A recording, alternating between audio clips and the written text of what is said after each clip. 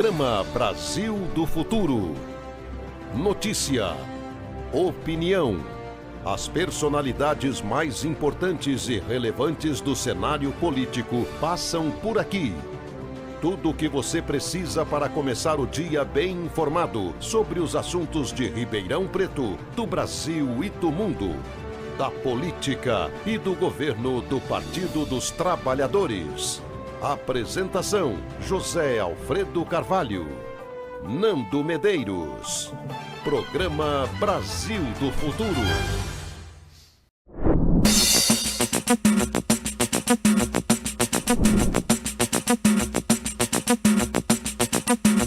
O lugar que é bom pra mim é onde eu quiser estar.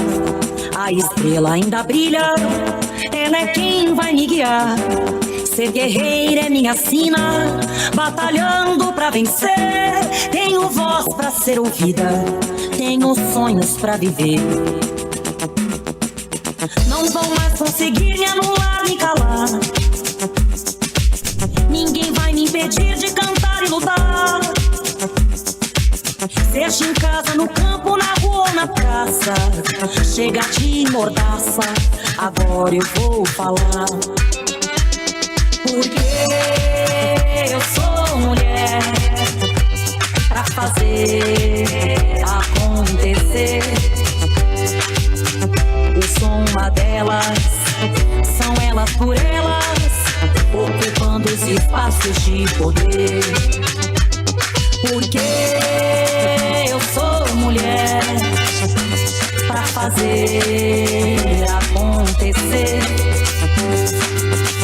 Eu sou uma delas, são elas por elas, ocupando os espaços de poder. Na aula de hoje, vamos falar sobre o tema O Poder do Movimento Estudantil para Fortalecimento da Educação Pública, com Júlia Kopf. Júlia é secretária-geral da União Nacional dos Estudantes, coordenadora nacional do Para Todas e conselheira nacional de juventude. Oi, pessoal. Eu me chamo Júlia Kopf, tenho 27 anos, sou nascida em São Paulo, no bairro de Pirituba. Sou graduada em administração pela USP, hoje sou estudante do curso de saúde pública também na mesma universidade, e além de ser militante do PT e da juventude do PT, atualmente estou na Secretaria-Geral da UNE, que é a União Nacional dos Estudantes, representando o nosso partido e a nossa organização nesse espaço tão importante. Também estou como conselheira nacional de juventude no Conjuve, na pauta das mulheres, das organizações feministas, representando o coletivo Para Todas. E hoje estou aqui para conversar com vocês sobre justamente o movimento estudantil e como que a gente pode se integrar ao movimento estudantil e fortalecer a luta da educação pública e a nossa luta popular nos municípios. Então, queria começar fazendo um breve histórico do movimento estudantil, esse movimento social que é tão importante e que é central na movimentação mesmo da juventude e das conquistas que a gente tem tanto em âmbito nacional quanto em âmbito mais local dos municípios. Então, eu gosto de fazer a retomada do movimento estudantil um pouco usando o histórico da União Nacional dos Estudantes de exemplo.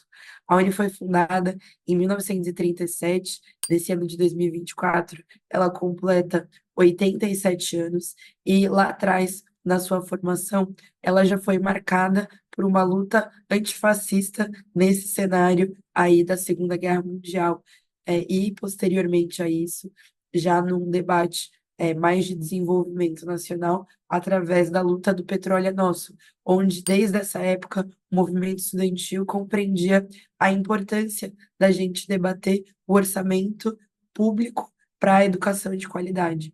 E a partir desse debate do petróleo é nosso, que depois foi super importante para a fundação da Petrobras e para a gente conseguir que o recurso que a gente explora aqui ser explorado por empresas brasileiras e ser revertido para isso, a gente só consegue avançar em pesquisa, avançar no desenvolvimento nacional, se a gente investe em educação. E essa educação, tanto do ensino básico, ensino médio, quanto o ensino superior, as universidades e a pesquisa. Então, acho que isso mostra um pouco dessa retomada e de um espírito de movimento estudantil que ele não se perdeu, muito pelo contrário, ele foi sendo amadurecido ao longo desses anos todos, né? E cada vez mais aprimorado. Ainda ao longo do século XX, a gente passou por todo o período da resistência à ditadura militar. Nesse período, inclusive, muitas dessas entidades estudantis que são tão importantes para a gente, centros acadêmicos, diretórios, DCEs e a própria Uni, foram colocadas na clandestinidade, e esses estudantes também colocados na clandestinidade, muitos indo para a luta armada, mas que após muitos sendo exilados, inclusive, e que após esse processo, a gente, quando começa a ter abertura ali, a reabertura democrática, no período da ditadura, a mobilização nas universidades, nas escolas, foi fundamental para que a gente conseguisse, de fato, retomar a democracia no nosso país e fazer um processo de constituinte que fosse popularizado e que tivesse ali nas prioridades da nossa Constituição, que é muito bonita, a priorização dos jovens, a priorização da educação pública e de qualidade como algo central para uma construção do nosso país de fato. E é interessante sempre olhar desse processo, depois da Constituição, o movimento estudantil aí liderou, fora Collor, inclusive, mas é interessante olhar para esse processo e pensar como um movimento que é construído, em sua maioria, por jovens, e que acaba movimentando a juventude a partir da pauta da educação, como o que marca essa rebeldia, de fato, e essa insatisfação, não porque nunca nada tá bom, mas porque quem é jovem, quem é estudante, sabe que hoje luta por algo que não vai necessariamente aproveitar no futuro, mas que vai deixar esse legado para gerações aí que estão por vir. E que a gente consegue sempre avançar e sempre construir um futuro melhor para a nossa juventude, sempre construir um futuro melhor para os nossos estudantes, e que esse futuro ele é construído diariamente, ele é construído no hoje, a partir das nossas mãos, e que vale a pena acreditar nesses sonhos, porque a gente consegue concretizar eles a partir dessa luta.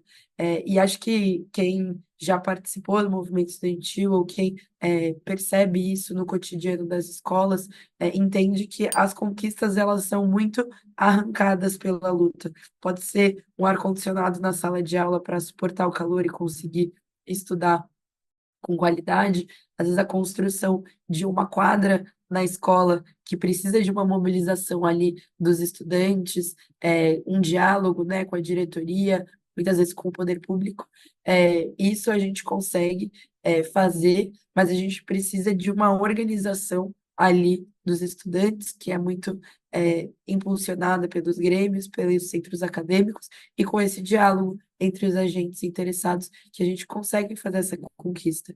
E acho que os estudantes, quando estão nesse meio e entendem isso, quando saem, continuam nesse espírito de conquista e de construção coletiva ao longo dos processos.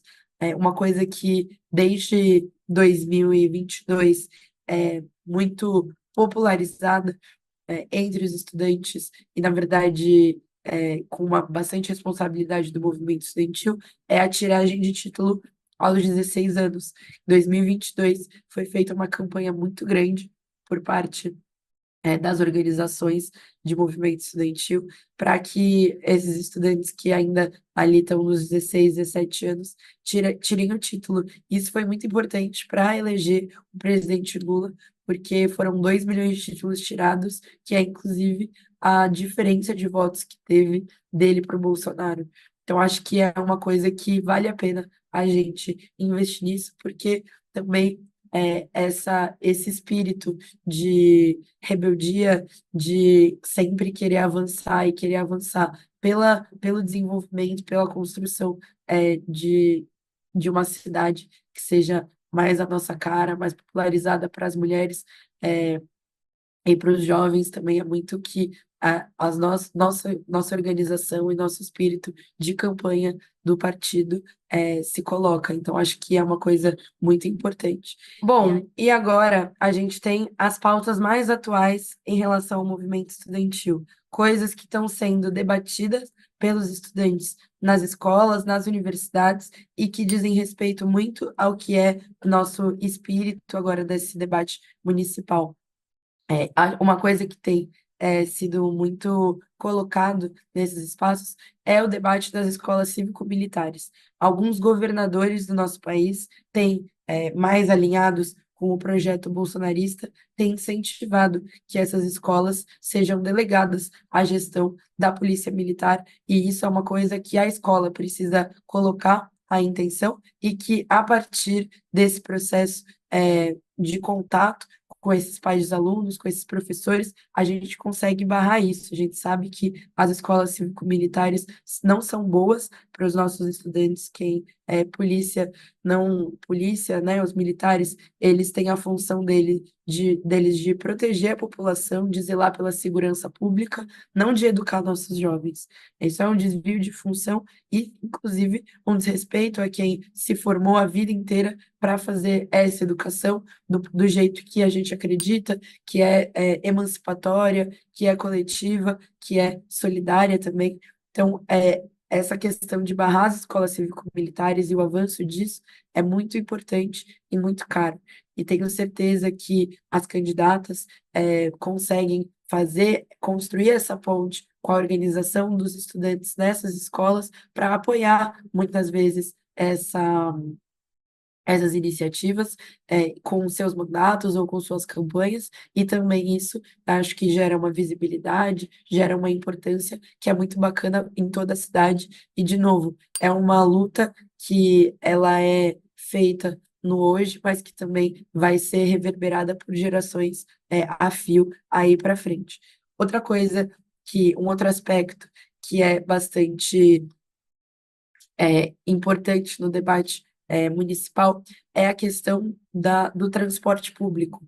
Então, em várias cidades já foi conquistada a meia passagem dos transportes para os estudantes, e nas cidades que isso ainda não foi conquistado, a gente consegue fazer esse debate com muita seriedade, seja a partir de audiências públicas, a partir de abaixo-assinados, a partir mesmo até de passeatas, a gente consegue avançar nessa conquista, porque é uma necessidade de fato. E onde tem meia passagem, é possível a gente avançar mais, avançar para o passe livre estudantil para esses jovens.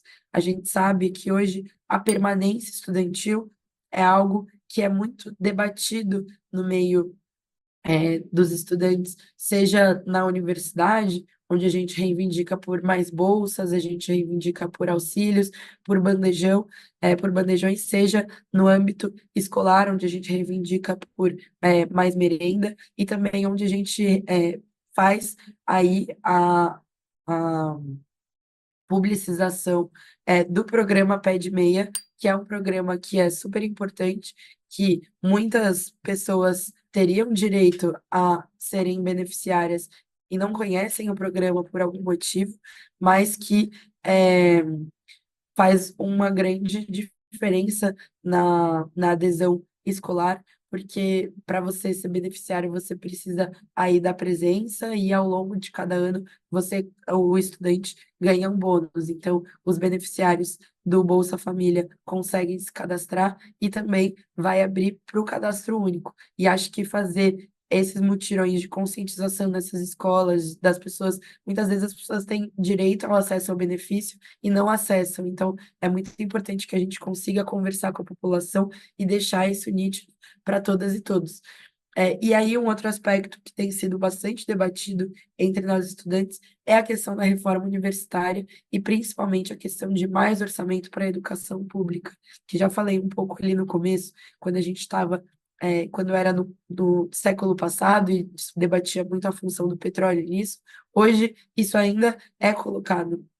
E acho que a gente transmitir isso para a população é muito importante, porque mesmo o nosso presidente Lula tendo ganhado a eleição, a gente sabe que essas mudanças não acontecem do dia para a noite e que, como ele mesmo diz, a política funciona igual feijão.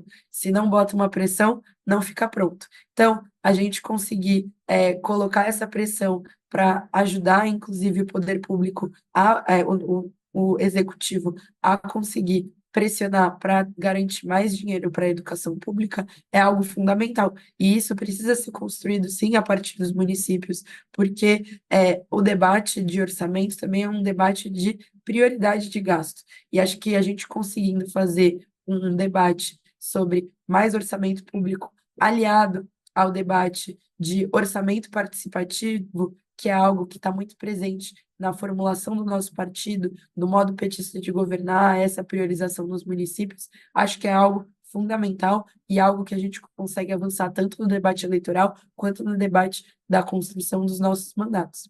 Então, pessoal, queria fazer um chamado final a todo mundo para entrar em contato com os jovens, com os estudantes da sua cidade, porque isso é uma coisa muito importante, a gente agregar isso aos nossos esforços, às nossas mobilizações, ao movimento de mulheres e às nossas meninas, principalmente, que estão na base dessas escolas e das universidades. É muito importante que a nossa organização partidária, a nossa organização das campanhas chegue nesses jovens, porque a gente conseguir organizar para a luta concreta do PT e para os nossos objetivos é algo que gera e que rende muitos frutos e que a gente consegue aliar esse movimento social de maneira bastante integrada aos nossos objetivos nas cidades. Queria aproveitar e falar que o movimento estudantil está à disposição, a gente que está aí na Uni, pessoal que é do PT, está sempre à disposição para a gente conseguir avançar, tirar dúvidas e entendendo que a nossa luta ela é muito no dia a dia e ela é muito concreta. Então, que nós somos aí grandes aliadas nesse processo. Fiquem ligadas nas redes sociais nossas, tanto da Juventude do PT, dos nossos diversos coletivos da Juventude do PT, nas pessoais das nossas diretoras, somos organizadas aí em todo o país, e acho que a gente tem muito que construir nesse meio tempo, e acho que temos tudo para esse ano fazer um processo, né, de eleições municipais que eleja cada vez mais mulheres e que essas mulheres sejam as que representam a luta das jovens, a luta das estudantes nesses espaços. Então, muito obrigada e estamos juntos, companheiros. Na aula de hoje, aprendemos sobre o poder do movimento estudantil para fortalecimento da educação pública. Continue ligada no TV Elas por Elas.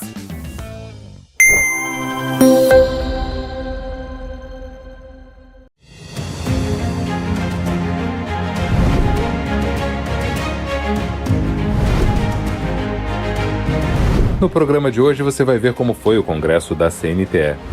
Vai saber mais sobre o apagão de professores da rede pública e vai conhecer uma exposição sobre o universo dos videogames. Confira. De 15 a 18 de janeiro foi realizado em Brasília o 35º Congresso da CNTE, Confederação Nacional dos Trabalhadores em Educação. Com a participação de professoras e professores de todo o país, o Congresso contou com a presença de ministros como Macaé Evaristo e Guilherme Boulos, cientistas como Miguel Nicoleles, parlamentares e representantes de centrais sindicais. A APEUESP marcou presença.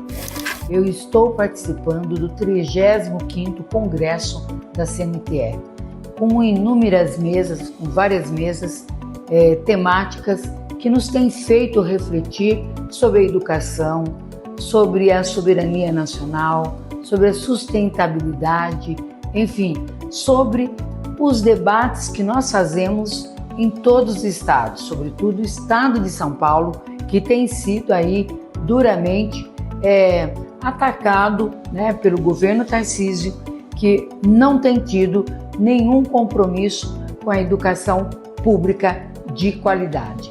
Então, por óbvio, esse 35º Congresso da CNTE, né, neste momento em que nós debatemos, inclusive, com a presença da nossa ministra Macaé, o papel da democracia, da soberania e da educação nessa conjuntura tão adversa, nacional e internacional, e que tem impacto, sim, na nossa educação pública de qualidade. Na abertura do Congresso, o presidente da CNTE, Heleno Araújo, se referiu à invasão da sede da APUESP, ocorrida na semana passada. Com mais de 1 milhão de sindicalizados e de sindicalizadas em nossas entidades filiadas. Uma entidade formada majoritariamente por mulheres de luta e de consciência política. Toda essa nossa força, no entanto, não nos exime dos ataques aos nossos direitos. Ainda hoje estamos aqui, resistimos aos ataques da extrema-direita. E por isso a nossa solidariedade à APUESP, que foi atacada recentemente. Existimos num processo de luta contra os inimigos públicos desse país. E uma parcela do Congresso Nacional está colocada na rua, que são inimigos do povo brasileiro. Por isso, o chamado já feito aqui, por diversas representações, de que temos que mudar este Congresso Nacional que aí está. O Congresso elegeu a nova diretoria da CNTE, que terá a presidência ocupada por Fátima Silva no próximo quadriênio. O Brasil corre um risco de ter um apagão de professores no futuro? É o que você vai ver nesta matéria. Pesquisas mostram que o interesse dos jovens brasileiros em seguir a carreira docente é baixo. De acordo com o último levantamento do PISA, Programa Internacional de Avaliação de Estudantes, apenas 2,4% dos jovens brasileiros de 15 anos têm interesse em seguir a carreira de professor da educação básica. As razões por essa baixa procura são várias, entre elas, algumas que motivam as lutas da APUESP, como a baixa remuneração e as condições inadequadas de trabalho. O Brasil tem, na comparação internacional, um salário inicial para a docência muito aquém, seja dos países da OCDE, seja de alguns vizinhos nossos da América Latina, né? E essas condições de trabalho, por vezes, elas trazem à tona número elevado de aluno por sala, número elevado de aluno de turmas por professor, né? Você dá aula para mais de 300 alunos no semestre, te coloca em xeque em muitas dimensões pedagógicas, né? Imagina 500, 600, 700 alunos. A baixa oferta de concursos para professores do ensino público deixa o cenário ainda mais desestimulante para quem se decide pela carreira. Então o Brasil tem uma cultura que é deletéria de fazer poucos concursos muito grandes e muito intervalados, o que baixa a expectativa daqueles estudantes que ou vão fazer a licenciatura ou estão na licenciatura.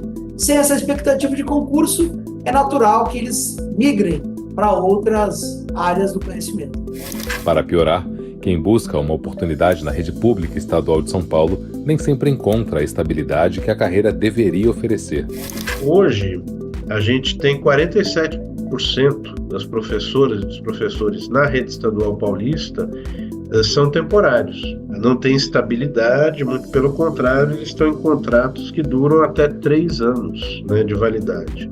Isso por si só já é uma anomalia. Iniciativas como o programa Mais Professores, lançado recentemente pelo Ministério da Educação, buscam aumentar a atratividade da carreira docente no ensino público. A valorização da carreira docente é o passo fundamental para evitar a falta de professores no futuro muito próximo. O grande desafio, né, é fazer com que, de fato, a educação ela seja a política pública central do Estado brasileiro, em todos os seus níveis. Então, a gente ainda está lutando para que, de fato, a gente supere esse projeto conservador, né, um projeto de precariedade da educação aqui no Brasil.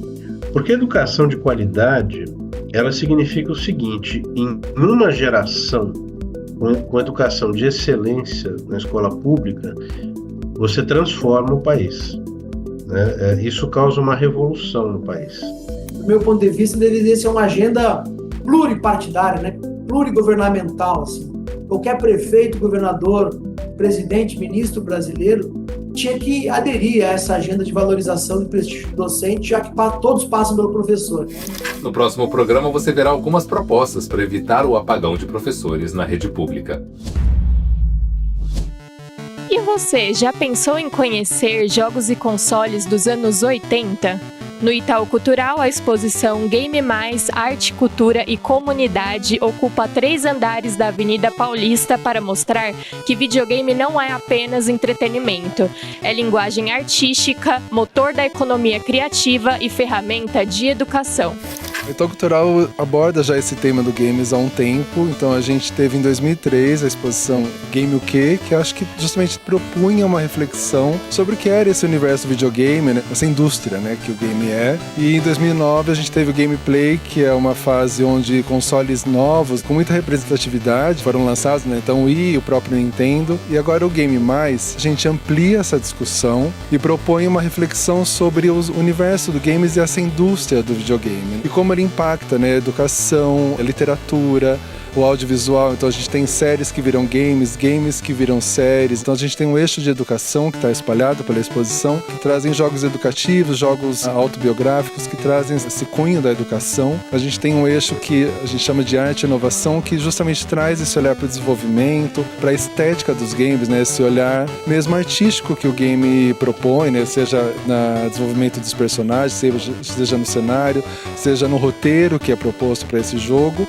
E, por último, e não menos importante, esse eixo da sociedade e economia criativa, que é justamente esses dados de como o videogame, né, esse universo dos games, interfere, né, e impacta a economia de uma forma geral, com um índice muito relevante de movimentação mesmo econômica dentro dessa indústria que o game é. A gente trouxe uma curadoria dentro de vários eixos, né, então tem um desafio da gente também trazer um pouco desse panorama mundial, porque o game tem uma influência mundial, mas a gente conseguiu trazer 8 títulos brasileiros. Então a gente tem desde o jogo do Rony Queen, a gente tem o jogo que é da Capivara, a gente tem o jogo da Dandara, que é uma heroína que é desenvolvido aqui no Brasil, né? O game propõe uma heroína brasileira, né? Uma heroína negra. Então a gente teve assim um cuidado em trazer um pouco dessa representatividade e desses estúdios que não estão nesse mainstream, alguns estão, mas a gente traz um pouco dessa reflexão dentro do que foi possível no limite curatorial que a gente tinha de 51 jogos para trazer uma narrativa mundial. A exposição fica até dia 8 de março, é gratuita, são 3 andares e esperamos vocês.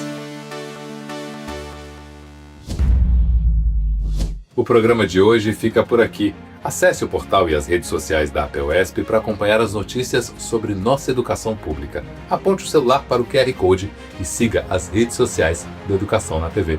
Até a próxima semana.